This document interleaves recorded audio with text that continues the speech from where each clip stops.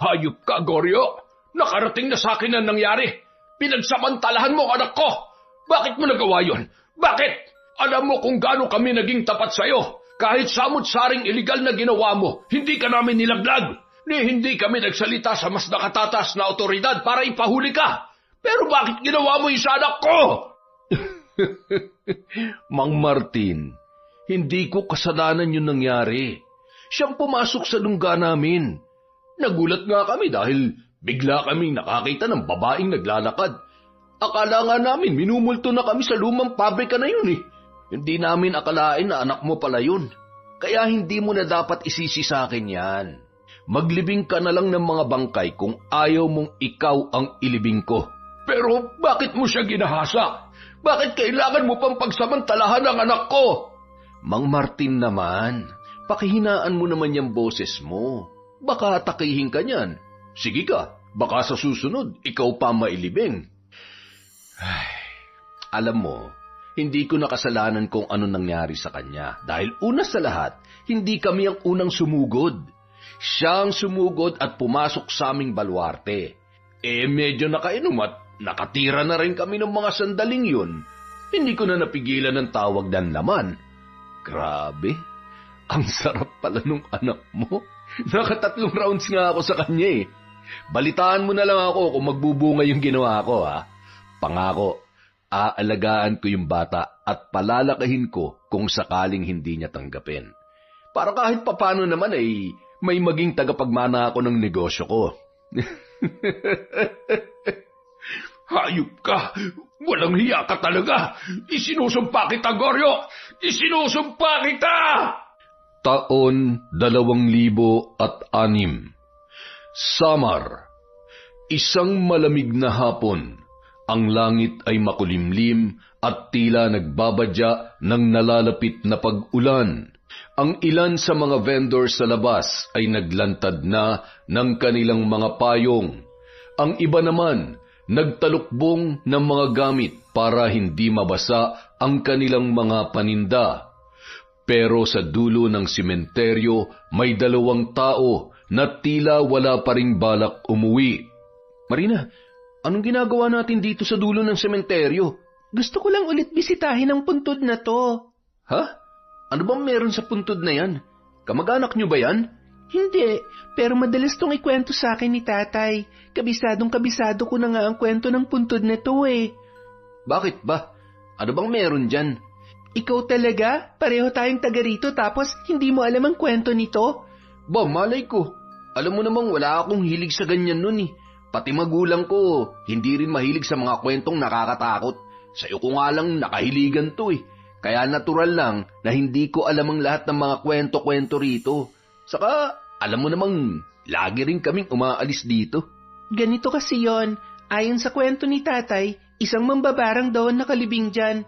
Bernarda Soledad daw ang pangalan at mahigit 100 taon na siyang nakalibing. May mga nagsasabi na hindi raw nawala ang kapangyarihan niya, na isama niya pa raw yon hanggang dito sa hukay.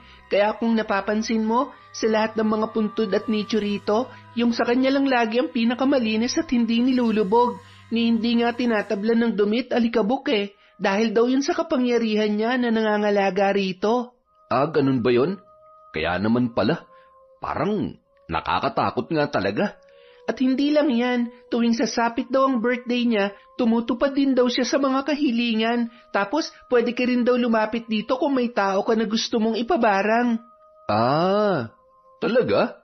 Tingnan mo yung araw ng kaarawan niya sa lapida, August 24, 1903. July 27 na ngayon, malapit-lapit na. 1 buwan na lang ang hihintayin. So, anong balak mo? Gusto mo mag-wish dyan? Parang oo, kaya nga binabalik-balikan ko eh.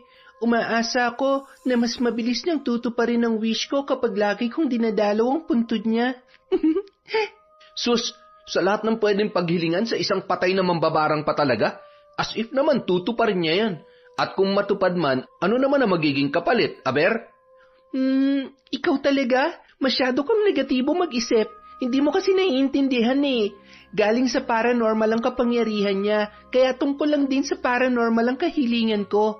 Hindi naman ako hihiling ng pera o numero sa loto eh. Ang bala ko sanang hilingin, bigyan niya ako ng third eye para makakita na ako ng mga multo at engkanto. Huh? Nang putya naman Seryoso, Marina? Third eye pa talagang hihilingin mo? Oo, ano naman? Alam mo, matagal ko na rin pangarap magka-third eye. Gustong-gusto ko makakita ng mga multo o ng mga ligaw na espiritu. Kahit anong elemento o nilalang basta yung hindi nakikita ng normal na tao.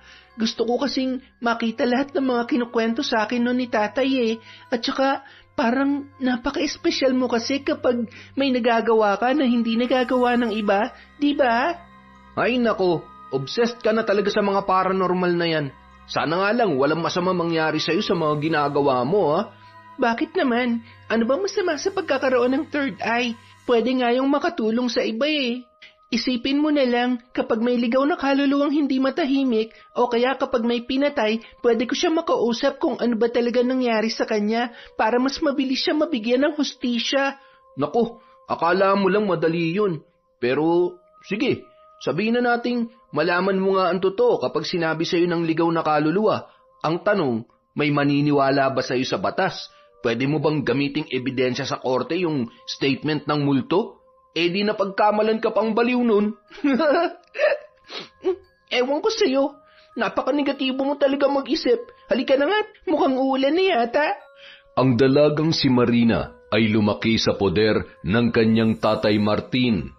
Bata pa lamang siya nang mamatay ang kanyang ina dahil sa isang sakit. Kaya silang dalawa na lamang ng ama ang namuhay sa munti nilang tahanan sa bayan ng Katubig. Simple lamang ang kanilang pamumuhay, pero pareho naman silang masaya. Sepulturero ang kanyang ama, habang siya naman ay nagtitinda ng mga kakanin sa palengke. Pareho silang nag-iipon dahil balak niyang bumalik sa pag-aaral sa susunod na taon. Sa kabilang banda, mahilig si Marina sa mga paksang katatakutan. Dahil sepulturero ang kanyang tatay, lagi siya nitong kinukwentuhan ng mga nakakatakot na karanasan sa sementeryo mula nung siya ay bata pa. Nakahiligan na rin niya ang pagbabasa ng mga horror comics at pocketbooks dahil dito. Adik na adik siya sa panonood ng mga paranormal investigation documentaries na nabibili niya sa DVD. At minsan rin tuwing magkikita sila ng kaibigang si Nemensyo, lagi siyang nagpapasama sa mga abandonadong lugar na malapit sa kanila para kumuha ng video sa paligid. Nagbabaka sakali siya na may makikita siyang kakaiba sa pamamagitan ng kamera. Ang lumang videocam na yon na niregalo sa kanya ni Nemensyo ang ginagawa niyang third eye. Nang gabing yun, nasa inuman ang kanyang ama. Nakipag-birthday yon sa isang kaibigan nito sa kabilang bayan. Kaya naman ang kasama niya sa loob ng kanilang bahay ay walang iba kundi si Nemensyo. Tuwing wala ang tatay niya sa gabi, ang kaibigan niyang yon ang pinapapunta nito sa kanila para siya ay samahan. Kahit mahilig sa katatakutan, medyo duwag pa rin siya at ayaw maiwan mag-isa, lalo na sa kanyang pagtulog. Nang gabing yun, kasalukuyan niyang pinapanood sa videocam ang mga nirecord niyang video sa iba't ibang lugar na pinuntahan nila ng kaibigan. Sinisilip niya ang bawat sulok at detalye kung may nakunan bang multo o anumang nilalang sa paligid. Si Nemensyo naman, nasa harap ng lamesa habang nakatutok sa pinapanood sa telebisyon. Marina, bumili kaya tayo ng pagkain sa labas. Parang nakakagutom ang katahimikan eh. Sige ba, sandali lang, magbibihis lang ako. Pagkatapos magbihis, lumabas na ang magkaibigan para bumili ng makakain sa tindahan. Ang pinakamalapit na tindahan sa kanila ay aabutin ng 5 minutong lakaran. Nasa kalagitnaan pa lang sila ng paglalakad nang bigla silang mapahinto. Sa di kalayuan kasi, nakita nila ang grupo ni Goryo. Kasalukuyang may binubugbog ang mga kalalakihan. Dinig na dinig nila ang pagmamakaawa ng lalaki pero walang tumutulong dito. Marami ring bahay sa paligid pero walang nagbubukas ng ilaw o sumisilip man lamang sa bintana. Batid na kasi ng mga yon kung gaano kasama si Goryo, kaya tuwing maghahari-harian yon sa daan ay walang lumalapit, walang pumipigil at walang kumokontra. Agad namang naghanap ng mapagtataguan sina Marina at Nemensio. Hindi nila maiwasang maawa habang pinapanood kung paano sumuka ng dugo ang lalaki dahil sa tindi ng bugbog na tinamunoon mula sa grupo. Kawawa naman yung lalaki. Wala ba tayong pwedeng gawin para matulungan siya? Sira ka ba? Anong gusto mong gawin natin? Lumapit tayo ron at pakiusapang itigil ang pag-aaway nila. Di pati tayo binugbog niya mga yan. Tsaka, hindi lang yan basta grupo lang. Sina Goryo yan. Halangang bituka ng mga yan. Kahit nga mga pulis kapanalig niyan eh. Alam ko, kaya lang nakakaawa naman kasi talaga yung lalaki. Baka naman may magagawa tayo kahit papano, para lang hindi siya matuluyan. Ano naman ang magagawa natin? Sige nga. Baka pwedeng batuhin mo sila o kaya lumika ka ng ingay, tapos kapag nabaling na yung atensyon nila sa ibang bagay, pwede na makatakas yung lalaki. Lo, mas lalong delikado yun no. Saka paano pa makakatakbo yan? Tingnan mo nga, bugbog sarado na. Kahit mag-ingay pa tayo rito para sirain ang atensyon nila, malabo na rin makatakas pa yung lalaking yan. Wala na talagang pag-asa yan. Paano na yan? Siguro bumalik na lang tayo sa bahay. Hindi na ligtas dito. Halika na, bilisan mo. Grabe naman yung Goryo na yan. Salot talaga sila sa lugar na to. Kahit saan na lang, biglang sumusulpot. Teka, saan naman kaya sila maglulungga sa susunod niyan? Sa mga abandonadong lugar? Grabe talaga. Tigilan mo na nga yan. Multot engkanto lang yung hinahanap mo, pati yung barumbado, isasama mo na ngayon sa kalokohan mo. Tumayo ka na nga dyan. Halika na. Hindi nagtagal, umalis na ang dalawa sa kanilang pinagtataguan at kumaripas ng takbo para hindi makita ng naturang grupo. Sa lugar na yon, marami ang natatakot kay Goryo, pati na rin sa kanyang mga tauhan, dahil sila ang gumagawa ng lahat ng kaguluhan doon. Wala silang sinasanto at wala ring patawad. Kahit ang otoridad kaya nilang hawakan sa kanilang mga kamay. Ganoon katindi ang grupo ni Goryo. Iligal ang kanilang pinagkakakitaan at dahil laging matagumpay ang kanilang operasyon, limpak-limpak na salapi ang kanilang kinikita. Kinabukasan, bumili si Marina sa tindahan ni Lola Tina. Isa yon sa pinakamatanda sa kanilang lugar. Nasa 80 anyos na yon. Sari-sari store lamang ang kanyang kabuhayan kasama ang asawang si Mang Lucio na isa namang albularyo. Lola Tina, pabili nga po ng toyo at suka. Mukhang magluluto ng adobo ang tatay mo Hindi po. Ako po magluluto ng adobo para pag uwi niya mamaya, may makakain po siyang masarap. Nako, napakabait talagang bata nito. Nasa sementeryo siya ngayon, ano? Opo may bago po kasing ililibing. Yung kaibigan mong si Nemensio, nasaan? Baka may lakad lang po. Wala naman kasi kaming bagong ganap ngayon Siya nga pala, Lola Tina, may itatanong sana ulit ako sa inyo tungkol dun sa puntod ni Bernarda Soledad. Ano naman ang itatanong mo tungkol doon? Natatandaan niyo pa po ba kung ano yung ritual na ginagawa kapag gusto mong humiling sa kanya? Nakalimutan ko na po kasi medyo nagkarambol-rambol na yung isip ko. Aba, sigurado ka bang gusto mong malaman? Hindi ka ba natatakot sa pwedeng mangyari? Wala naman po akong balak gawin Gusto ko lang po talaga malaman kasi alam niyo naman, mahilig ako sa nakakatakot, di ba? Ikaw talagang bata ka, oo. Ganito kasi yon. Ayon sa mga narinig ko noon, pagsapit ng kaarawan niya, kailangan mo raw magtirik ng 3 kandila sa harap ng kanyang puntod. Pagkatapos, isulat mo raw sa papel yung gusto mong hilingin sa kanya. Pagkatapos, sunugin mo raw gamit yung gitnang kandila. Saka mo ilibing yung abo sa lupa. At kapag nagawa mo ng lahat ng yon, maghintay ka na lang daw ng ilang mga araw kung kailan yun matutupad. Depende sa kung gaano kahirap at kakomplikado yung hihilingin mo. Ganun po ba? Salamat po ha. Tanong ko na rin po, ano naman po magiging kapalit kapag humiling ka sa kanya? Diba, sabi nila, bawat hiling daw may kapalit? Ano naman po yon kung ganon? Ang dami mo naman tanong. Hindi ko na alam eh. Hindi na yun sakop ng alaala ko. Pwede ba nating itanong sa asawa ninyo? Kay Mang Lucia po, baka sakali pong alam niya. Nako, wala kang makukuhang sagot doon dahil hindi siya naniniwala doon. Ano po? Paanong hindi naniniwala? Diba, albularyo po ang asawa ninyo? Bakit naman hindi siya naniniwala? Para sa kanya raw kasi, peke ang kwento tungkol sa puntod ni Bernarda Soledad. Hindi raw totoo yung tungkol sa ritual na yon. Dahil sinubukan na raw niyang gawin yon dati para magkaanak kami pero wala naman nangyari. Kaya mula noon, hindi na siya naniniwala sa milagrong dulot ng puntod ng mambabarang. Ganun po ba? Kaya pala, tingin niyo po, ano po kayang dahilan bakit hindi yun natupad? Sa totoo lang, hindi ko rin alam. Saka marami na rin akong narinig dyan mula sa ibang mga kakilala ko. Yung iba, hindi rin daw natupad ang kahilingan nila.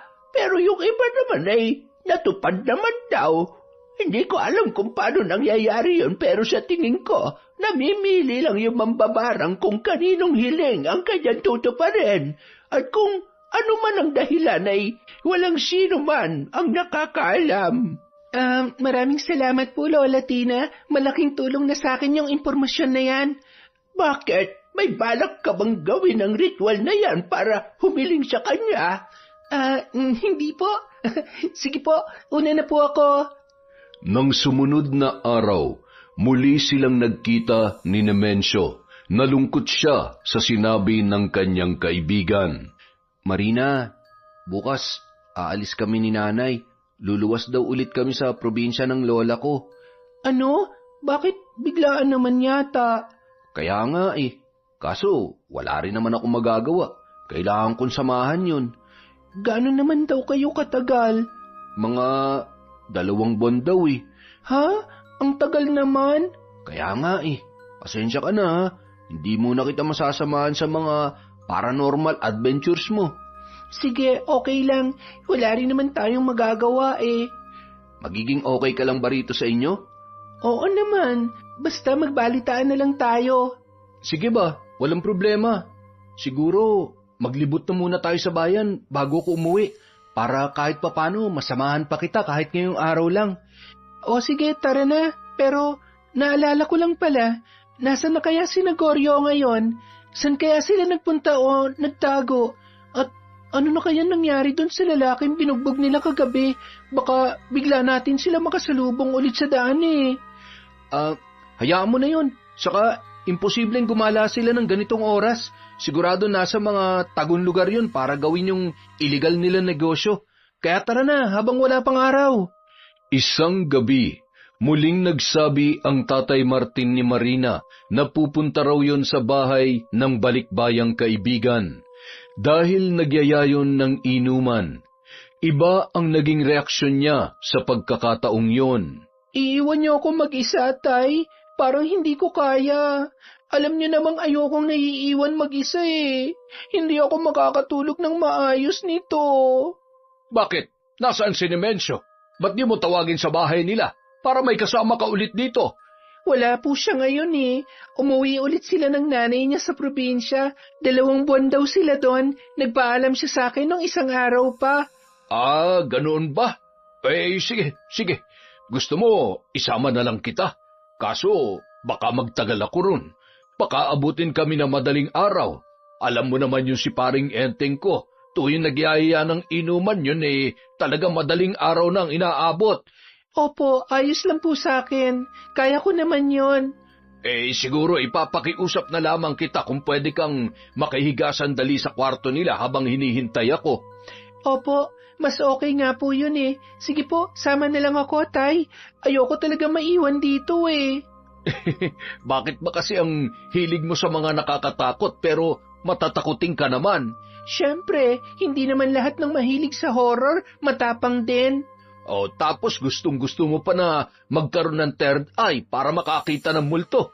Alam mo anak, kapag may third eye ka, kahit may kasama ka pa, hindi ka titigilan ng mga multong yan. Huwag niyo na pong problemahin yung takot ko, Tay. Tara na lang po kasi at gusto ko na rin makalabas. Nagulat sa tuwa si Marina nang makarating na sila sa lugar kung saan makikipag-inuman ang kanyang ama. Habang sila'y naglalakad sa tahimik na daan, sunod-sunod na tumambad sa kanila ang mga abandonadong gusali sa paligid. Grabe, Tay. Ang dami palang abandonadong building dito, no? Pwede ko bang pasukin ang mga yan mamaya? Dala-dala ko tong videocam ko eh. Ano? Akala ko ba'y takot ka mag-isa? Bakit ngayon bigla mong papasukin yung mga ganyang bahay? Ang dilim-dilim mo. Gusto mo bang pagpiestahan ka ng mga multo dyan? Total nandito rin naman po kayo kaya hindi na ako matatakot. Sige na po, payagan nyo na ako. Wala pa rin naman akong ganang matulog o humiga ngayon eh. Masyado pa maaga. 7:00 pa lang naman, no? Ikaw ang bahala. Basta, mag-ingat ka lang, ha? Sige po, buti dito nakatira yung kaibigan yung balikbayan, no? Ayaw niya bang tumira sa ibang lugar? Nako, yan nga ang dahilan kaya siya umuwi rito eh. Ibebenta na nila yung lupa nila rito at balak na rin nilang lumipat. Kahit sila ayaw rito dahil marami ng abandonado. Masyado raw malungkot sa umaga at nakakatakot naman sa gabi dahil wala silang mga kapitbahay. Ayos, mukhang dito na talaga ako makakatagpo ng multo sa videocam ko. Hoy, nako, tara na nga't huwag ka masyadong magtuturo dyan at baka may engkanto ka maturo. Nang marating nila ang bahay ng kaibigang balikbayan ng ama, saktong may abandonadong gusali sa tabi noon. Isang dating pabrika raw yun na mahigit 10 taon ng abandonado, kaya naman doon na lang niya naisipang pumasok. Kahit madilim sa loob at mukhang malawak ang paligid, hindi na siya gaanong natakot pasukin dahil nasa tabi lang ang tatay niya at ang inuman ng mga yun. Kung may mangyari man, madali siyang makakatakbo at makakabalik sa mga yun.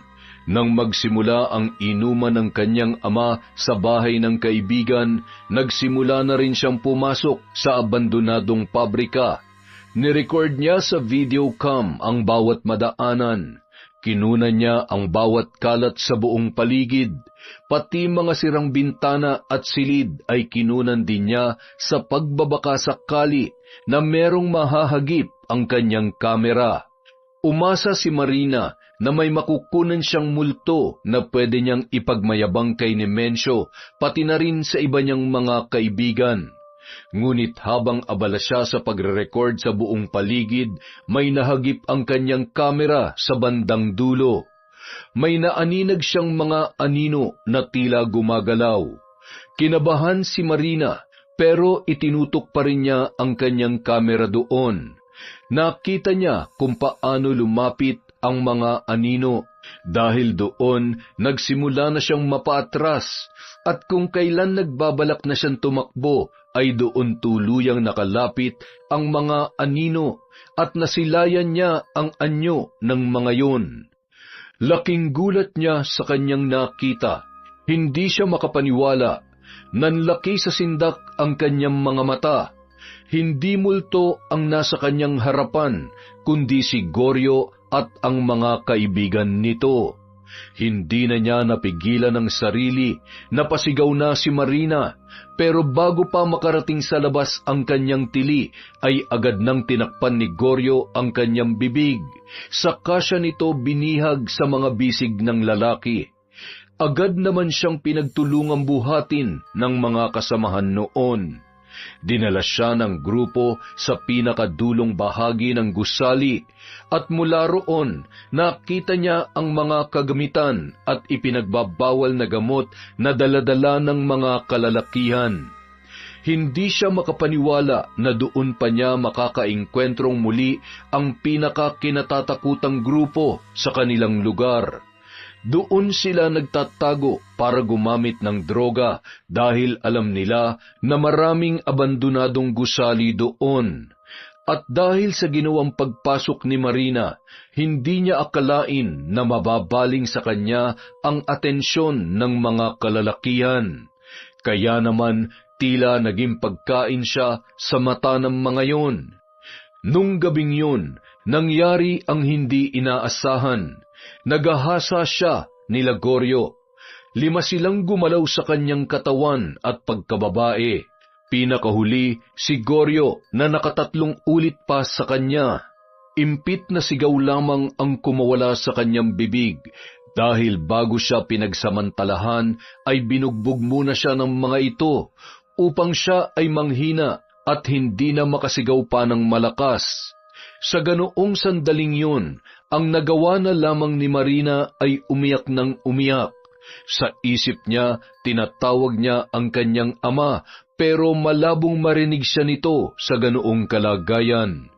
Hindi niya na napigilan ang masaklap na pangyayaring yon sa buo niyang katawan at pagkababae.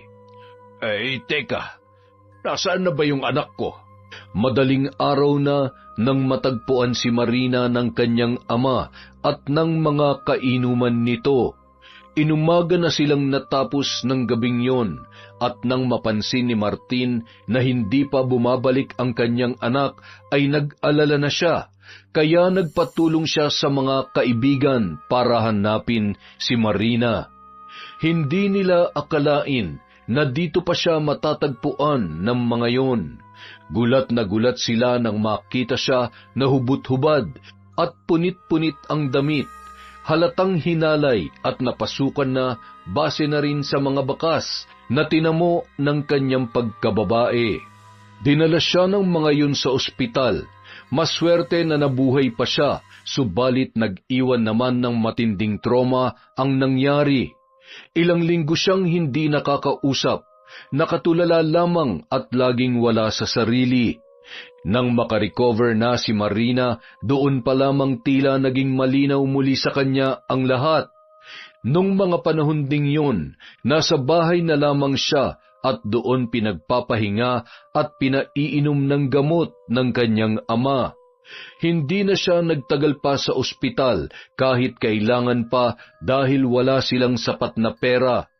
Ngunit mabuti na lamang, bumalik na sa dati ang isip niya, kaya nagawa na siyang kausapin ng kanyang ama. Anak, pwede mo bang ikwento sa akin kung anong nangyari sa iyo nung gabing yon? Tsaka kung sino ang gumawa sa iyo noon? Tay, pinagsamantalahan po ako. 5 po sila. Sino, anak? Sino? Sinong gumawa sa iyo nito? Nasaan po yung videocam ko? Ang alam ko po, na-record ko po yon. Nakunan ko po ang mukha nila. Hindi na namin nakita, anak dahil nung matagpuan ka namin sa gusaling yon, masyadong madilim. Ikaw na lamang ang nakita namin. Kilala niyo po siya, Tay. Kilala po nating lahat dito. Ano? Maaari mo bang sabihin kung sino yon, anak? Natatakot po ako. Ayoko pong lumaki palalo ang gulo, lalo't nakakatakot din po sila. Anak, huwag ka matakot. Nandito ako, kasama mo ko. Hindi kita pababayaan. Kaya sige na, magsabi ka na. Sabihin mo na kung sinong gumawa sa inong kalapastanganang ito. Tay, si Goryo po. Si Goryo po ang gumawa nito sa akin, Tay. Siya po at ang mga kagrupo niya. Ano? Sina Goryo? Matapos yon, natahimik na lamang ang mag-ama. Napayakap na lang sila sa isa't isa habang parehong humahagulhol. Hindi matanggap ni Mang Martin na ang taong nakagalaw sa kanya ay ang lalaking labis na kinatatakutan sa kanilang lugar.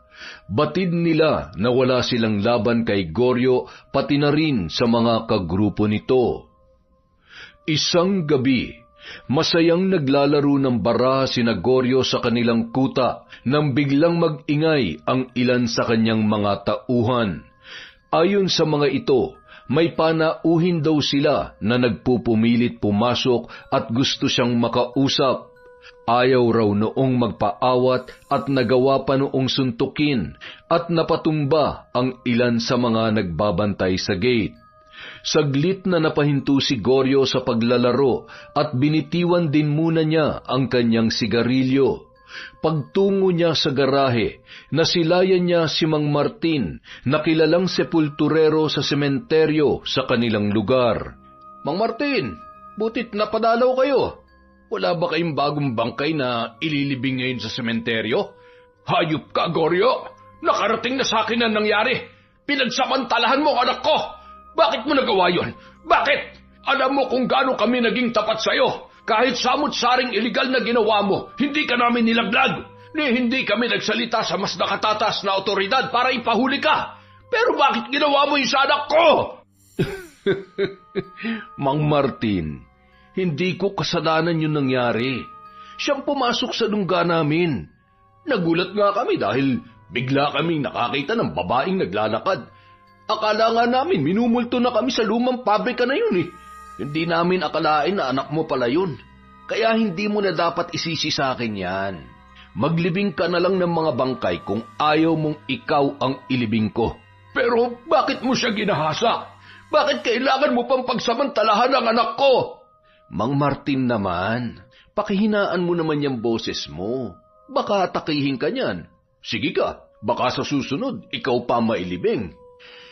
Ay, alam mo, hindi ko nakasalanan kung ano nangyari sa kanya. Dahil una sa lahat, hindi kami ang unang sumugod. Siya ang sumugod at pumasok sa aming baluarte. Medyo nakainom at nakatira na rin kami ng mga sandaling yun. Hindi ko na napigilan ng tawag ng laman. Grabe, ang sarap pala nung anak mo. 3 rounds nga ako sa kanya eh. Balitaan mo na lang ako kung magbubunga yung ginawa ko ha. Pangako, aalagaan ko yung bata at palalakahin ko kung sakaling hindi niya tanggapin. Para kahit papano naman ay may maging tagapagmana ako ng negosyo ko. Hayop ka! Walang hiya ka talaga! Isinusumpa kita, Goryo! Isinusumpa kita! Sa sobrang galit ni Mang Martin, hindi na nito napigilang sumugod sa kanya. Sinubukan itong awatin ng mga tauhan ni Goryo pero pumalag pa rin yun. Ginamit niya ang kamao at isa-isang nakipagbatuhan ng suntok at sipa sa grupo. Lingid sa kanilang kaalaman, nung kabataan ni Mang Martin ay mahilig yon sa martial arts, kaya may alam yon sa boxing, muay thai at karate. Maging si Goryo ay bahagyang nagulat sa ipinamalas ng matanda. Nagawa rin noong patumbahin ang kanyang mga tauhan kahit napakarami ng mga yon. Kaya naman sa huli, silang dalawa na ang nagkaharap. Sila ang nagkasubukan ng lakas. Ipinamalas na rin dito ang sarili niyang kaalaman sa martial arts. Nagpalitan sila ng mabibigat na suntok at sipa. Pero sa huli, hindi rin yun umubra sa kanya. Kahit gaano kalakas si Mang Martin, hindi nito mapapantayan ang taglay na enerhiya ni Goryo dahil ito ay bata pa. Ilang sandali pa, tinalo niya na si Mang Martin. At dahil sa pang-aabalang ginawa nito sa kanya, dinampot niya ang patalim sa mesa at isinaksak sa matanda. Natawa pa siya nang marinig ang pagdaing at pagpalahaw noon sa buong paligid. Ilang saglit pa, muling nagbalik si Goryo sa lamesa at itinuloy ang paglalaro ng baraha. Inutusan naman niya ang mga kasama na itapon na lamang kung saan ang katawan ni Mang Martin. Makalipas ang ilang oras, may kapitbahay na nagpunta kina Marina. Dahil wala pa ang tatay niya, siya na ang nagbukas ng pinto at humarap doon. kahit hindi pa siya handang humarap sa mga tao dahil sa trauma na kanyang natamo. Pero hindi siya makapaniwala sa kanyang narinig. Marina, mabuti na lamang at nandito ka. Bakit po, Mang Joel? Ano pong kailangan nyo? Ang tatay mo. Ano pong nangyari kay tatay? Si Tatay Martin mo nasa ospital. Malala ang kanyang lagay. Ano po? Bakit po? Ano po nangyari sa kanya? May sumaksak sa kanya. Natagpuan na lang namin yung katawan niya sa tabi ng basurahan. Akala nga namin ay patay na. Buti na lang at humihinga pa. Naidala pa namin sa ospital. Kailangan mong sumama sa akin ngayon din. Hindi makapaniwala si Marina sa kanyang narinig. Kahit hindi pa siya handang lumabas, parang umurong ang kanyang takot at trauma. Nangibabaw sa kanya ang labis na kaba at pag-alala para sa kanyang ama. Dalangin niya na sana ay walang masamang mangyari doon. Hindi siya nagdalawang isip na sumama kay Mang Joel na isa sa pinagkakatiwalaan nilang kapitbahay. Nang pumunta sila sa ospital kung saan isinugod ang kanyang ama, nakita niya ang masaklap na eksena habang kasalukuyan yung inaasikaso ng mga nurse. Matindi ang tinamo nitong saksak at nanganganib ang buhay noon. Kaya naman wala siyang ibang ginawa sa isang tabi kundi ang manalangin habang tahimik na humahagulhol. Isang araw ang lumipas bago nagkamalay ang kanyang ama. Kahit hirap pa itong magsalita, pilit niya yung kinausap habang umiiyak sa harapan noon. Tay, sino po ang gumawa sa inyo nito? Anak, si Goryo. Siya may gawa nito sa akin. Siya na naman. Bakit niya po yan ginawa sa inyo? Nakipagkita ba kayo sa kanya? Sinugod niyo ba siya sa lungga nila? Pasensya ka na, anak. Hindi ko lang kasi napigilan ang sarili ko na sugurin siya. Hindi ko matanggap yung ginawa niya sa iyo. Kaya sinubukan ko lang na ipaghiganti ka. Hindi ko akalaing mangyayari sa akin to. Patawad, anak, kung napag-alala kita. Alam kong hindi ka patuluyang magaling ngayon, kaya pasensya ka na talaga, anak ko. Bakit niyo po ginawa yun? Alam niyo naman po kung gaano siya kadelikado, di ba? Hindi niyo na dapat sinugal ang buhay niyo, Tay. Paano kung kayo naman ang natuluyan? Paano kung wala na kayo? Pasensya na, anak. Pasensya ka na talaga. Hindi na mauulit. Pangako. Napaiyak na lamang si Marina nung mga sandaling yun. Saka yumakap ng mahigpit sa kanyang ama.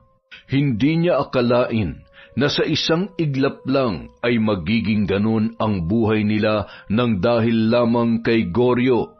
Dati, naririnig lang nila sa labas ang pangalan nito, pati ang masasaklap na sinasapit ng mga nagiging biktima noon. Pero nung pagkakataong yun, hindi niya inakalang pati sila ng kanyang ama ay magiging biktima rin ng kahayupan ng lalaki. Dahil doon, hindi na rin nakapasok sa trabaho si Mang Martin. Paano na kaya ang panggastos natin nito? Saan pa tayo kukuha ng panghulog sa lupa? Pati ng pambayad sa kuryente at tubig. Huwag po kayong mag-alala, Tay. Ako na po muna magtatrabaho. Susubukan ko po mag-apply sa bayan pati sa ibang lugar na malapit dito. Ihinto ko rin muna ang pagtitinda sa palengke dahil bukod sa wala na akong puhunan, hindi na rin gaanong mabenta. Kailangan ko na magpalit ng hanap buhay. Pasensya ka na, anak. Dahil sa ginawa ko, ikaw pa ngayon na nagdurusa. Imbis na nagpapahinga ka rin dahil sa trauma mo, napipilitang katuloy na lumabas para lamang magawa ang lahat ng ito. Patawarin mo sana ako. Huwag niyo na pong isipin yon, Tay. Anak niyo po ako. Responsibilidad ko din po ito. Hayaan niyong ako naman ang makatulong sa inyo ngayon. Maraming salamat, anak. Ngunit ang totoo, bukod sa paghahanap ng bagong trabaho, may iba ring pinaplano si Marina sa kanyang isip na ayaw niya lang munang sabihin sa kanyang ama. Makalipas ang ilang linggo, nakapasok na sa isang grocery store si Marina bilang inventory assistant. Siya na muna ang sumagot sa lahat ng bayarin nila sa bahay, pati sa gamot na iniinom ng ama. Tuwing uuwi siya, bumibili na rin siya ng ulam sa labas para hindi na nila kailangan magluto. Tay, Manu po. Oh, anak, mukhang ginabi ka yata ah. Opo may nawala po kasing gamit kaya naghanap pa kami at nagbilang. Nga pala, ihahanda ko lang itong ulam na binili ko para makakain na tayo. Kumusta naman sa trabaho? Hindi ka ba nahihirapan? Hindi naman po. Bukod sa malapit lang madali lang din yung trabaho. Tsaka magandang practice din po ito para mapabilis ang paggaling ko. Pakiramdam ko kasi patuloy akong babalutin ng takot at trauma kung mananatili lang ako dito Kaya nakakatulong din kahit papano tong paglabas-labas ko at pagpasok sa trabaho. Kaya wag niyo na po yan alalahanin. Magiging okay din po ako. Mabuti naman kung ganun. Yun lang naman ang gusto ko, yung hindi ka mahirapan. Nakahanda na mga ulam, Tay. Halina po kayo, kumain na po tayo. Pagkalipas ng ilan pang linggo, sumapit na ang araw na hinihintay ni Marina. Yun ang kaarawan ng mambabarang na si Bernarda Soledad. Kaya naman nung hapong yun, habang payapa ang langit at tahimik lang ang paligid, nagtungo siya sa sementeryo at muling nilapitan ang puntod ng naturang mambabarang. May dala siyang papel at nakasulat na roon ang kanyang hiling. Nais niyang mapatawan ng parusang barang si Goryo para maipaghiganti ang kanyang ama, pati na rin ang ginawa nito sa kanya.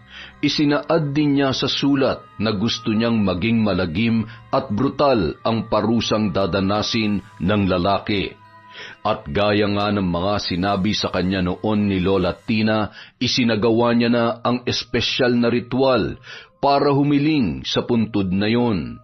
Nagtirik siya ng 3 kandila, sinunog ang papel, saka ibinaon sa lupa ang abunoon.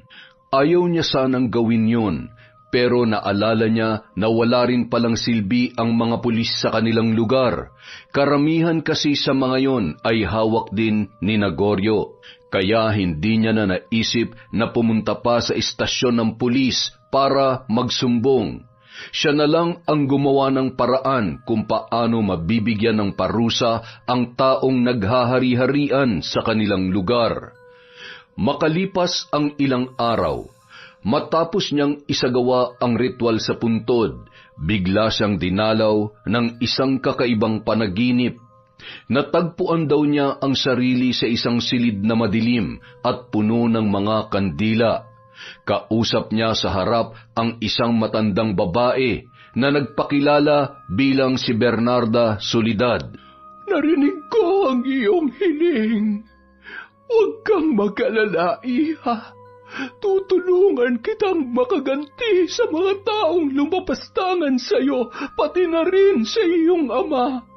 Ang mga taong gaya mo na nababalot ngayon ng galit at puot, ang mas gusto kong tinutulungan.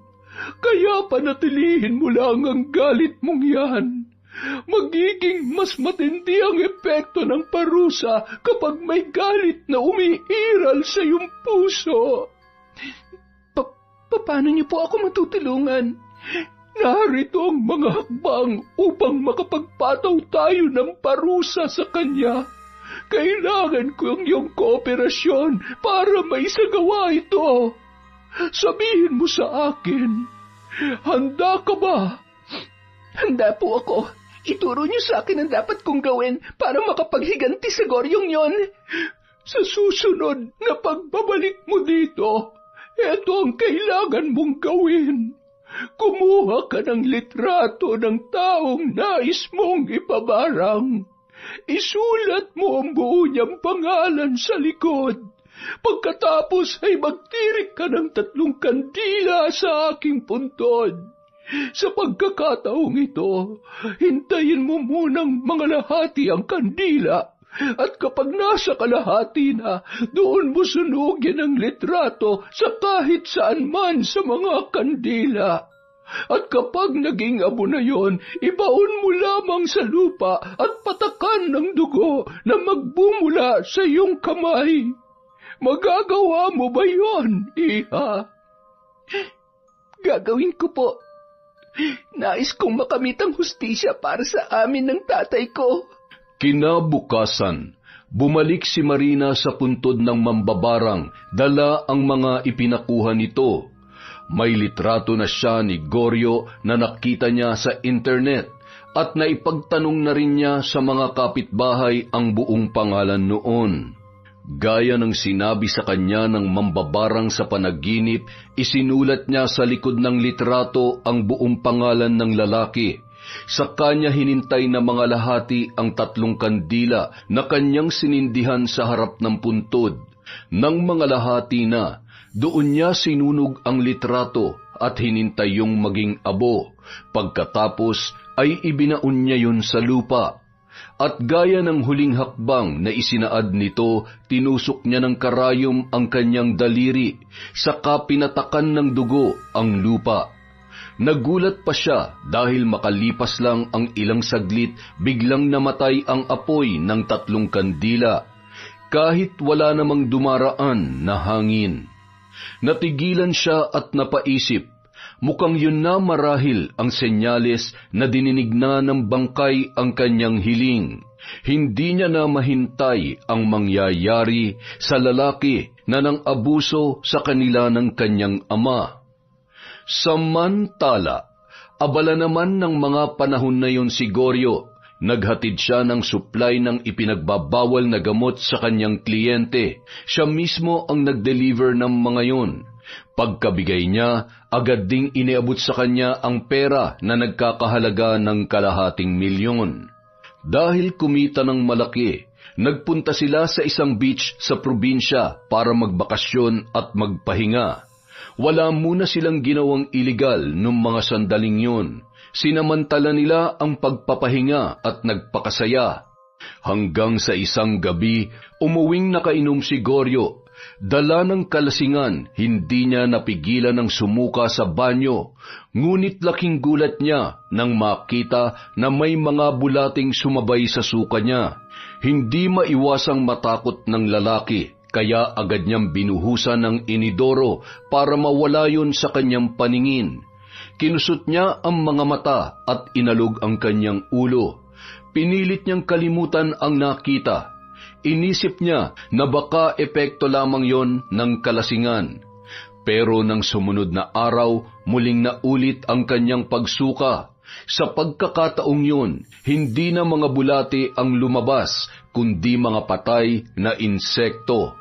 Napamulagat sa gulat ang kanyang mga mata. Nang puntong yon, napagtanto niya na may hindi magandang nangyayari sa kanyang katawan. Nagsisimula na siya mabahala para sa kanyang sarili, pero dahil puro bisyo at kalokohan lang ang laman ng utak ng kanyang mga tauhan, wala tuloy siyang masabihan tungkol sa kanyang problema. Hindi niya alam kung kanino siya lalapit. Dahil doon, napagtanto niya kung gaano kahirap ang walang kaibigan o kamag-anak na malalapitan. Marami nga siyang pera dahil sa iligal na gawain, pero wala siyang kilalang mga tapat na tao na handang makinig sa kanyang mga problema. At yun na ang pinakamasaklap na sandali ng kanyang buhay. Hindi niya akalain na aabot siya sa ganoong punto. Ano ba itong nangyayari sa akin? Bakit ako nagkakaganito? Anak ng teteng naman, oo. Kinabukasan, napilitan na siyang lumapit sa isang albularyo. Mabuti na lamang may natagpuan siya sa lugar na yon na kanyang tinutuluyan. Ngunit matapos ang ilang oras na ritual na ginawa ng matandang albularyo, kumulo ang dugo niya sa kanyang narinig mula doon. Ay, paumanhin, ngunit tila hindi kita mapapagaling. Masyadong makapangyarihan ang barang na kumapit sa iyo. Hindi na ito sakop ng aking kakayahan. Anong ibig mong sabihin? Hindi mo ako matutulungan? Kung gusto mo, pwede kang lumapit sa iba pang manggagamot. Baka alam nila ang tamang lunas para sa'yo. Matapos mo akong paghintayin ng 2 oras sa mga ritual na pinaggagawa mo sa katawan ko, ganyan lang ang sasabihin mo sa akin? Pasensya ka na, pero yun ang nakita ko sa aking pangitain. Hindi pangkaraniwang mambabarang ang gumawa nito sa'yo. Isa siyang uri ng nilalang na hindi na nabubuhay pa. Mas malakas ang epekto ng isang barang kapag ang gumawa nito ay wala na sa mundo.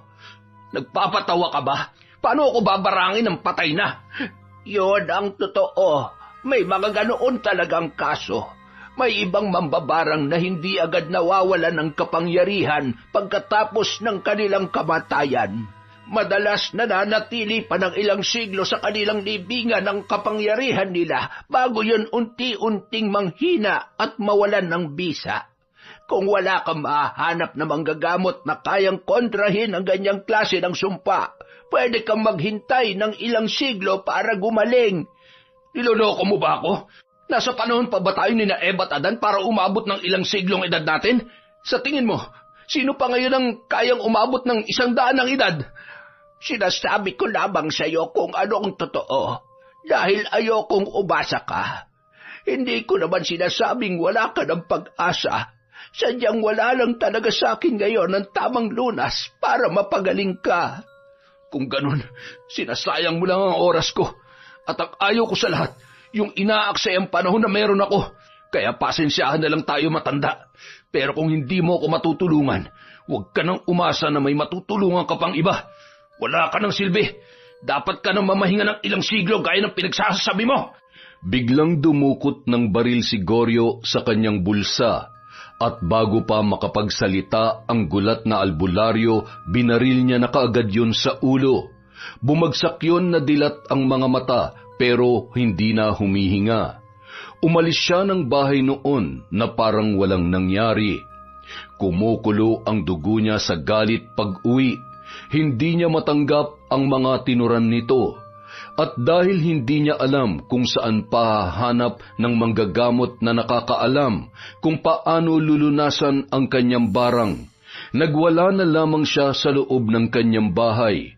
Pinagbabalibag niya lahat ng mga gamit saka nagsisigaw. At sa ginawa niyang pagwawala, bigla siyang sumuka at bumagsak sa sahig. Sa pagsuka niyang yun, may lumabas na mga patay na butiki, palaka at bulate. Kahit matapang siyang tao, hindi niya maiwasang kilabutan sa nangyari. Habang tumatagal, patindi ng patindi ang mga kakaibang karamdaman na lumalabas sa katawan ni Goryo. Nagsimula na siyang tubuan ng malalaking sugat na tuwing gabi ay nilalabasan ng mga insekto. Nagsimula na rin siyang malagasan ng ngipin at ang bawat bahagi ng gilagid niya ay pinamahayan na ng uod. Nang hina na siya, naging butot balat na lamang at nakalbo na ang ulo. Bukod doon, naglalabas din na napakabahong amoy ang kanyang katawan. Sa sobrang baho, wala nang nakakatagal sa kanya. Kahit ang mismong mga tauhan niya ay iniiwasan na rin siya. Ang mas masaklap pa, harap-harapan na siyang pinagnakawan ng mga yon. Sinamantala nila ang sitwasyon. Kitang-kita niya kung paano kalkalin ng mga ito ang kanyang gamit at kinuha ang lahat ng kanyang pera at alahas. Matinding galit ang naramdaman ni Goryo. Nais man niyang gumanti ay wala siyang magawa dahil hindi na rin siya makabangon. Napaluha na lamang siya nang lumabas ng kwarto ang mga ito nang hindi siya pinapansin. At nung araw na yon, wala nang nakakalapit pa kay Goryo, maliban na lang sa mga ligaw na insekto sa paligid na tila naaakit sa kanyang amoy. Ang mga yon ang lumalapit sa kanya at pinagpipiestahan ang kanyang mga sugat. Pati ilong at bibig niya ay malaya ring pinapasok ng mga yon at ginawa ng bahay. Makalipas ang 1 buwan, nagulat sina Marina at Martin sa balita na kanilang nasagap mula sa labas. Pumanaw na raw si Goryo. Natagpuan daw yon sa kwarto nito sa isang malayong lugar na huli niyang tinuluyan. Ang nagbalita sa kanila ay walang iba kundi si Lola Tina. Bakit, Lola Tina? Anong nangyari kay Goryo? Paano siya namatay? Nako, hindi raw normal ang pagkamatay niya. Ay, Diyos ko, nangayayat daw ng husto. Lumitaw na raw ang mga buto, tapos nakalbo rin daw at nabungi.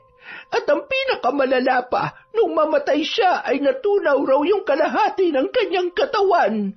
At yung kalahati naman, lumipis daw ng sobra at dumikit na roon sa kama.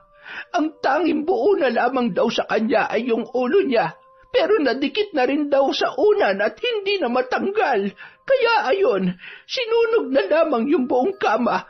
Tapos giniba na rin nila yung buong bahay dahil kahit anong gawin daw nilang paglilinis, hindi raw mawala-wala yung amoy na iniwan ng kanyang katawan.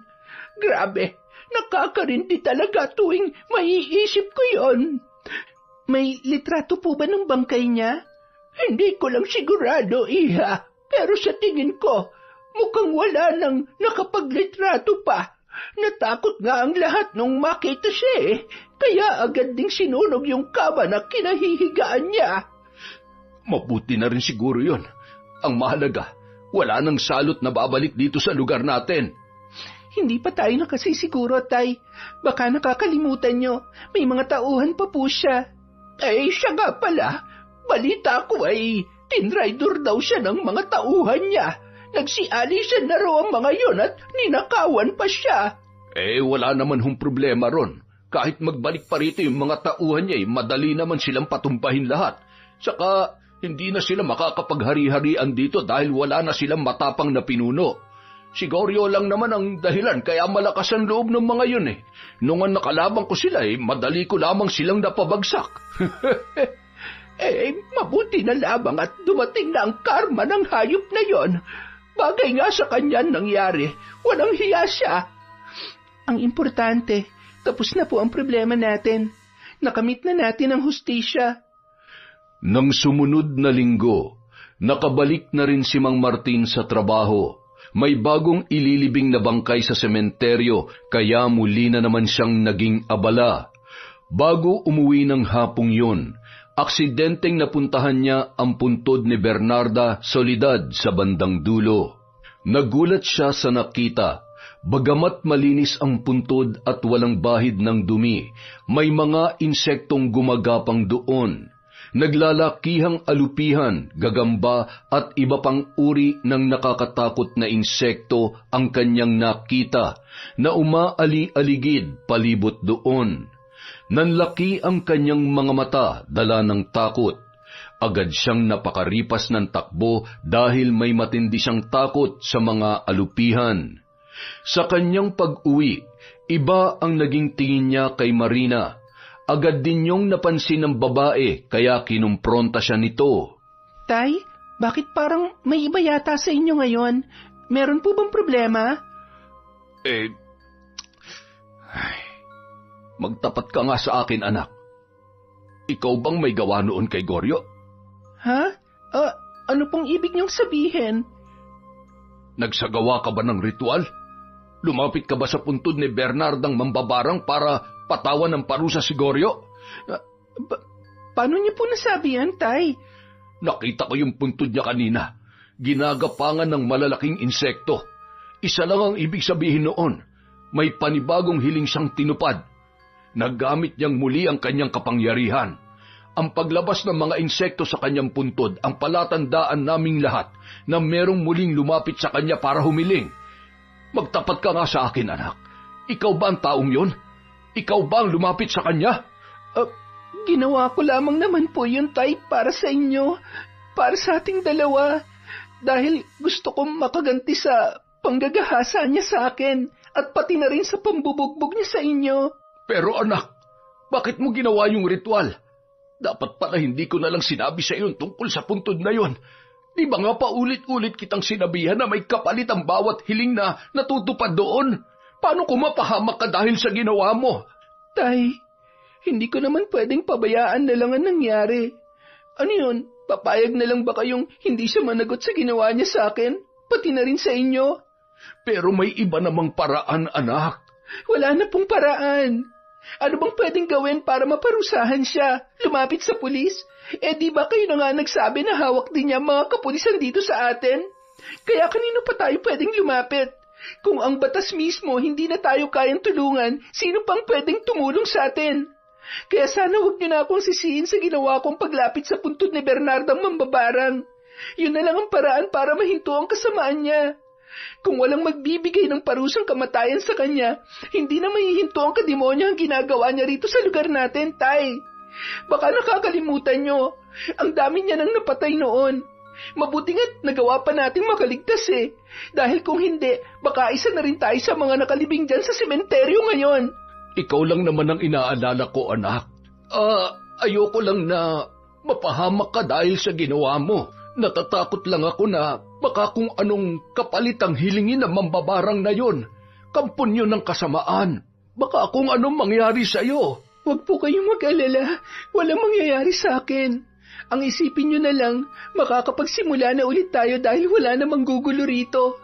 Maging masaya na lang po kayo dahil sa wakas, natuldukan na ang kasamaan ni Goryo. Wala na tayong dapat katakutan. Tapos na po ang lahat.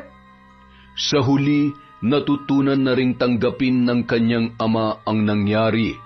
Hindi nagtagal, naging maligaya na silang muli sa kanilang buhay. Naging regular ng muli si Mang Martin sa trabaho sa sementeryo at nakapagtinda ng muli si Marina sa palengke. Si Nemensyo naman, nagbalik na rin kaya may nakakasama na siya tuwing nais niyang gumala sa mga abandonadong lugar. Sayang talaga. Nakahiling na ako kay Bernardang mambabarang Hindi ko alam kung pwede pa bang humiling ulit dahil napatunayan kong totoo nga milagro niya. Sigurado kong madali niya may bibigay ang wish ko na magka-third eye. Sus, ayang ka na naman sa third eye na yan. Hindi ka pa ba nadadalasan nangyari sa iyo nung nakaraan? Buti na lang at nakaligtas ka sa ginawa ng Goryo na yun. Visit talaga yung lalaking yun Kung hindi lang ako umalis, hindi sana mangyayari yun. May kasama ka sana na magtatanggol sa'yo. Nako, wag mo nga akong idaan sa ganyan. Saka kahit naman nandito ka, hindi rin naman natin siya mapipigilan Sige nga, kaya mo ba siyang tapatan para iligtas ako? Kung yung tatay ko nga na may kaalaman sa martial arts, natalo pa sa kanya, ikaw pa kaya na bata pa lang?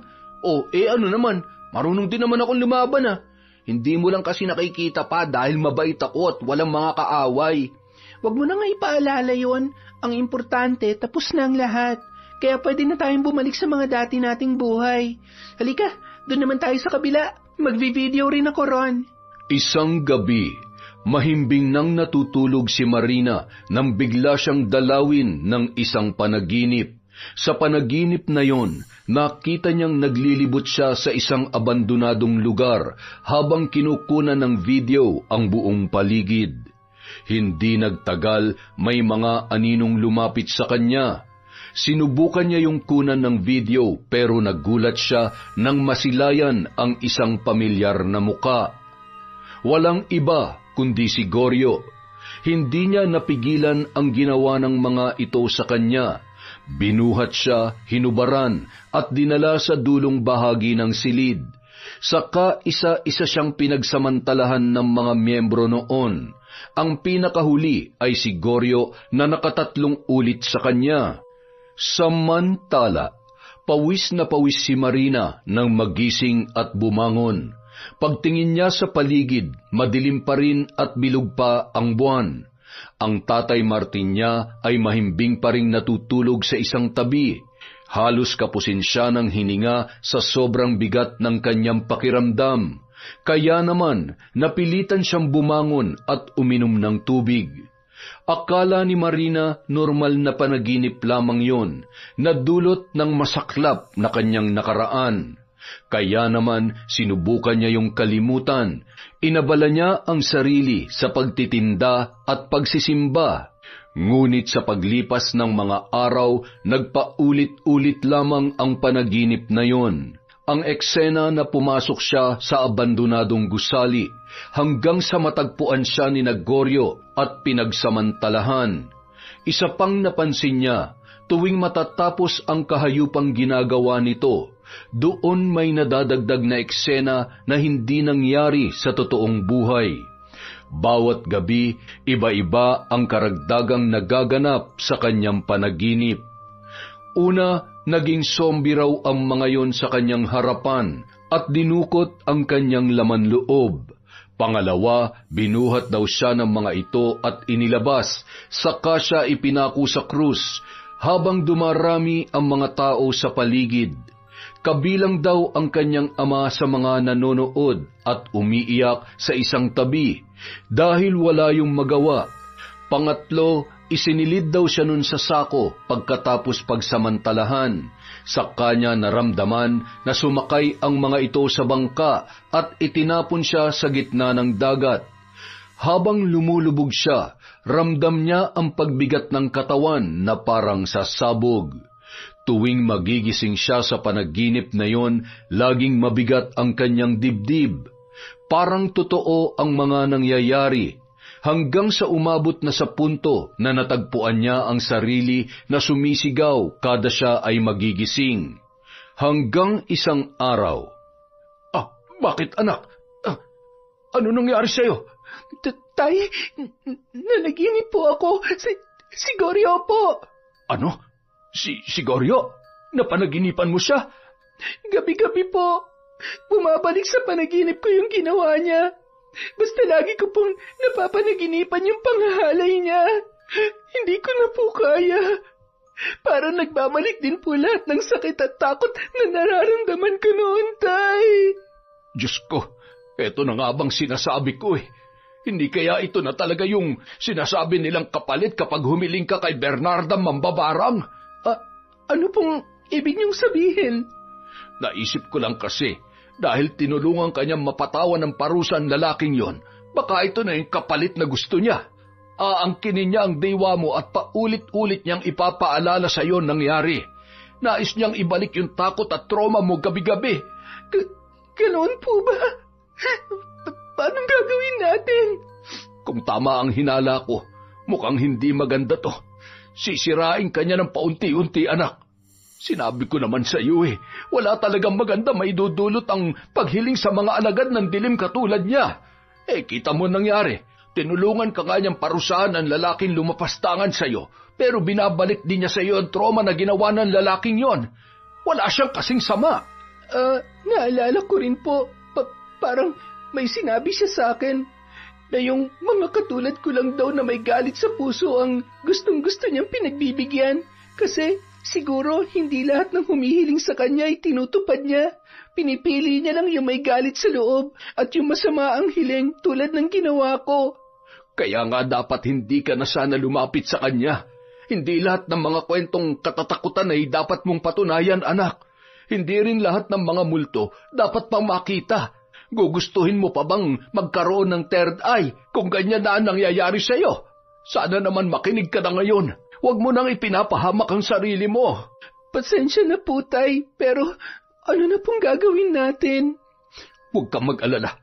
Hihingi tayo ng tulong sa asawa ni Lola Tina, kay Mang Lucio. Kinabukasan, pinuntahan ng mag-ama ang tindahan ni Lola Tina, pero sa halip na bumili, ang hinanap nila ay si Mang Lucio na asawa nito. Hindi naman makapaniwala ang matandang lalaki sa kanyang mga narinig. Yan po ang totoo, Mang Lucio. Yan po ang mga nangyari mula nung lumapit ako sa puntod niya. Kung ganoon, may katotohanan nga talaga ang kwento ng puntod ni Bernardang Mambabarang. Totoo naman talaga yun Ikaw lang naman ang pilit na hindi naniniwala, kahit ang dami nang nagsasabi sa'yo. Ngayon ay naiintindihan ko na kung bakit hindi niya tinupad ang hiling ko noon sa kanya na magkaroon tayo ng anak. Ang pinipili niya lang pala ay yung mga hiling na may kinalaman sa kasamaan, gaya ng pagbibigay ng parusa o barang sa isang tao. At ang mga hiling lang na kanyang pinakikinggan ay yung galing sa mga taong may matinding puot sa puso. Tama ba ako, iha? Opo, Mang Lucio. Yan din po ang sinabi niya sa akin sa panaginip ko. Ang mga katulad ko raw na galit ang gustong-gusto niyang tinutulungan. Ay, hindi na bale. Susubukan nating gawan ng paraan yan. Paano po? Paano natin lalabanan ang kapangyarihan niya na kahit kamatayan ay hindi ito kayang pahinain? Hindi natin makokontra ang anumang kapangyarihan o sumpa na ibinalot niya sa iyo. Pero pwede kitang bigyan ng proteksyon o pananggalang para hindi ka na muling dalawin ng masamang panaginip. Heto, may ibibigay ako sa iyo. Ano po ito? Isang mahiwagang bato na kung tawagin sa aming probinsya ay mutya ng Bakunawa. Tuwing matutulog ka, ilagay mo lamang ito sa ilalim ng unan mo. Mapipigilan ito ang pagpasok ng anumang masasamang panaginip. Ito lang ang makakaharang sa sumpang ipinataw sa iyo ni Bernardang Mambabarang. Tandaan mo na pansamantalang lunas lamang ito. Oras na makaligtaan mo itong gamitin, maaari kang balikang muli ng masasamang panaginip. Kaya huwag mo itong kalilimutang ilagay sa ilalim ng iyong unan tuwing matutulog ka. Maraming salamat po, Mang Lucio. Pero ano naman po ang paraan para mawala ng tuluyan ang sumpang ibinigay niya sa akin? Hindi ko pa alam. Hahanapin ko na lamang siguro sa mga lumang libro ang kasagutan. Magtatanong-tanong din ako sa mga kakilala kong albularyo sa aming lugar. Kapag may nakuha na akong sagot, ako mismo ang pupunta sa inyo para sabihan ka. Maraming salamat po sa tulong ninyo, Mang Lucio. Malaking bagay pa rin po ito para sa anak ko. Ayoko na kasi siyang makitang nahihirapan pa, lalo't hindi biro ang pinagdaanan niya sa mga kamay ni Goryo. Hindi rin patas ang walang hiyang Bernarda na yun. Matapos niyan to pa rin ang hiling ng anak ko ay siya naman ang nagbibigay ng problema dito. Ang mahalaga, napatunayan na natin ngayon na walang magandang maidudulot ang paghiling sa puntod ng mambabarang na bruhang yon. Kahit palato pa rin niya ang hiling mo, may kapalit naman yung masama. Pero ang importante, mabibigyan na natin ng babala ang iba pa kapag may nagsubok na lumapit doon at gawin ang ritual. Mas mabuti siguro kung wag niyo na lamang banggitin sa mga bagong henerasyon ang tungkol doon. Wala na kayong ibang sasabihin patungkol sa puntod ni Bernarda Soledad. Palabasin na lamang natin na hindi tayo naniniwala sa kanyang kasaysayan at huwag na nating ipasa-pasa ang kanyang nakaraan. Hayaan na nating mamahinga ang kanyang kaluluwa at panahon na ang bahala kung kailan mawawala ng bisa ang kapangyarihan niya. Ay, mabuti pa nga. Mula nang ginamit ni Marina ang mutya ng Bakunawa, hindi na siya dinalaw ng masamang panaginip. Kaya naman, nakatulog na siyang muli ng maayos sa gabi at nanumbalik na ang dati niyang sigla. Kahit alam niya na pansamantalang solusyon lamang yon, naging malaki pa rin ang tulong noon para hindi na siya magambala ng malupit na sumpa ng patay na mambabarang.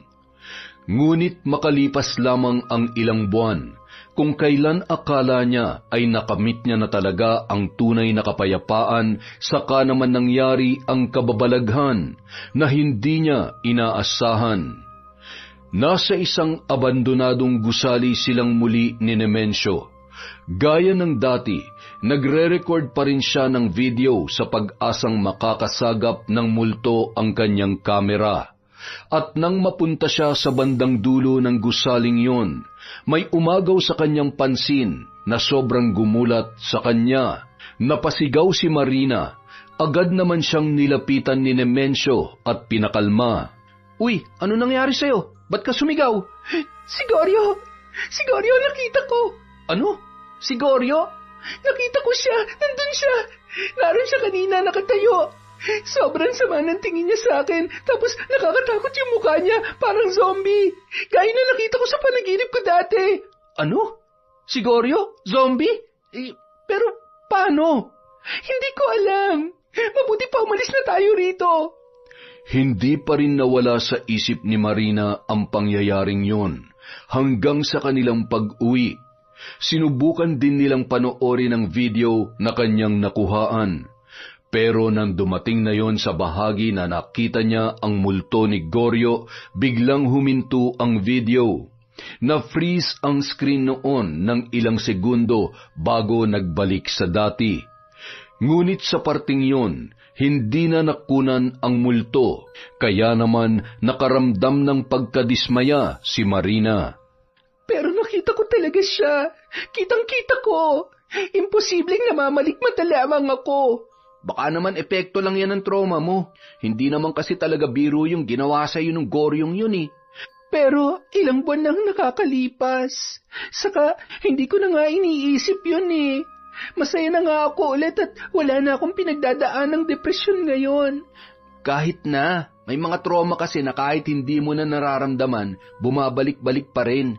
Saka, sa'yo na mismo nang galing. Ilang buwan pa lang ang nakakalipas mula nung mangyari ang pananamantala niya sa'yo. Kaya natural, hindi pa makakalimutan ng utak mo yun. Kahit masaya ka na sa buhay mo ngayon, maaalala at maaalala mo pa rin yun. Ano nang dapat kong gawin? Mabuti pa siguro, magdasal ka na lang para tuluyan ng maghilom ang sugat sa loob mo. Kaya lamang, walang nagawa ang mga dasal ni Marina. Dahil sa paglipas ng araw at linggo, sunod-sunod ang pagpapakitang ginawa ni Goryo sa kanya. Madalas, mala-zombie ang kaanyuan nito, parang agnas na bangkay na bumangon sa hukay. Ngunit hindi siya nag-iisa. Minsan may kasama siyang isa pang nilalang na hindi makilala ni Marina. Madalas ay nagtatago lang yun sa likuran ng lalaki at sumisilip sa kanya. Isang payat na matandang kulubot ang muka, malalim ang mga mata at naaagnas na rin ang balat. Sa tansya niya, yun na ang mambabarang na si Bernarda. Mukhang nagpapakita na rin yun sa kanya, ngunit ang tanong ay bakit siya ginagambala ng mga yun. Hindi niya na napigilang sabihin yon sa kanyang ama. Gulat na gulat naman si Mang Martin sa lahat ng kanyang narinig mula sa kanyang anak. Sigurado ka ba, anak? Paano yan? Paanong nakakagulo pa rin sila sa'yo? Di ba binigyan ka na ng mutya ni Mang Lucio na panlaban mo sa kanila? Yung mutya po kasi na binigay niya, panlaban lang po sa masamang panaginip. Tsaka bangungot lang po ang kaya ng pigilan. Pero itong multo ni Goryo at nung Bernarda mambabarang, hindi na po sila sa panaginip nagpapakita kundi sa totoong buhay na. Araw-araw kahit saan nakikita ko po sila. Kahit sa mga lugar na maraming tao, ayaw po nila akong tigilan. Halika na, pupunta tayo kina Mang Lucio ngayon din. Pagkatapos nilang ikonsulta kay Mang Lucio ang nangyari, nagsagawa na lamang ito ng munting dasal para sa kanya. Wala pa raw siyang magagawa dahil maging siya ay hindi na alam kung paano lulunasan ang parting yun. Hindi na raw yun sakop ng kanyang kapangyarihan. Kaya naman magtatanong-tanong na lang muna siya sa mga kakilalang albularyo sa sariling probinsya. Habang naghihintay sa panibagong solusyon, walang nagawa si Marina kundi tiisin ang lahat ng takot.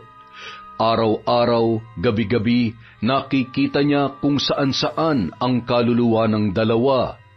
Minsan si Goryo ang bumubulaga sa kanya sa paligid. Minsan naman si Bernardang mambabarang. Kaya lang mas madalas, magkasabay pa ang dalawa. Hindi na nga siya dinadalaw ng masasamang panaginip, ngunit sa realidad naman siya pineperwisyo ng mga yun. Parang nais muling magbalik ng kanyang trauma. Hindi na siya nakapagtinda sa palengke dahil doon. Lagi na lang siyang nasa kwarto at binabantayan ni Nemensio kapag nasa trabaho ang kanyang ama. Hindi niya na kayang mapag-isa. Ultimo pag-ihi sa banyo, kailangan bukas ang pinto at nakikita niya si Nemensio para hindi siya balikan ng mabalasik na kaluluwa ng mambabarang at ni Goryo. Isang gabi, muli silang nagpakita sa kanya.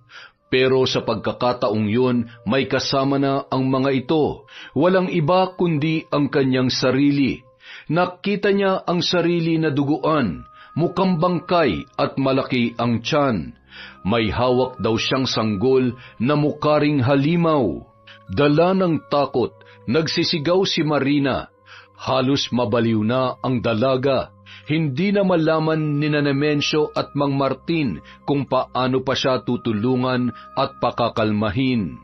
Hanggang isang araw, binalikan siyang muli ni Mang Lucio.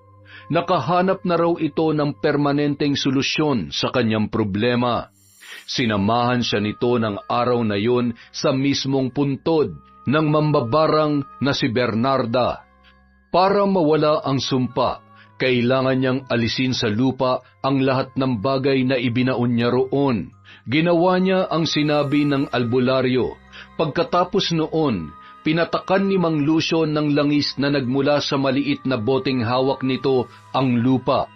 Isang pulang langis para tanggalin ang bakas ng mga bagay na ibinaon niya roon.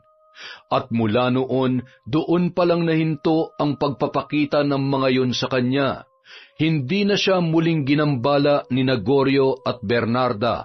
Hindi na rin niya ginamit ang mutya ng bakunawa dahil kahit wala na ito sa higaan, nakakatulog na siya ng maayos at wala nang masamang panaginip na dumadalaw sa kanya.